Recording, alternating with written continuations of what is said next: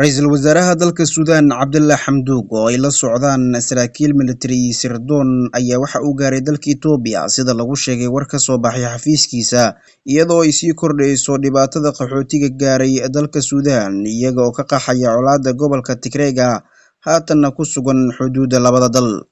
Ra'iisul Wasaaraha Itoobiya Abiy Ahmed ayaa dhiggiisa Suudaan ku salaamay garoonka diyaaradaha ee magaalada Addis Ababa halkaas oo Xamduug ay ku wehelinayeen kusimaha wasiirka arrimaha dibadda Suudaan Cumar Qamar al-Diin iyo weliba saraakiisha ugu sarreysa sirdoonka iyo militariga dalkaasi Suudaan. Cabdulla Xamduug ayaa bartiisa Twitterka waxa uu ku soo qoray, waxaan rajaynayaa in aan la yeesho wadahadallo wax ku ool ah oo ku saabsan arrimaha siyaasadda, bini'aadanimada iyo amniga. Booqashadan ayaa timid 2 toddobaad kadib markii hogaamiyaha Itoobiya uu ku dhawaaqay inuu guul ka gaaray dagaalka uu kula jiray dowladda deegaanka Tigreega. Si kastaba ha noqotee, iska horimaadyada u dhexeeya ciidamada federaalka Itoobiya iyo weliba dagaalyahanada gobolka Tigreega ayaa soconaya in ka badan bil kadib markii uu dagaalku bilowday 4 bishii November ee sanadda 2020.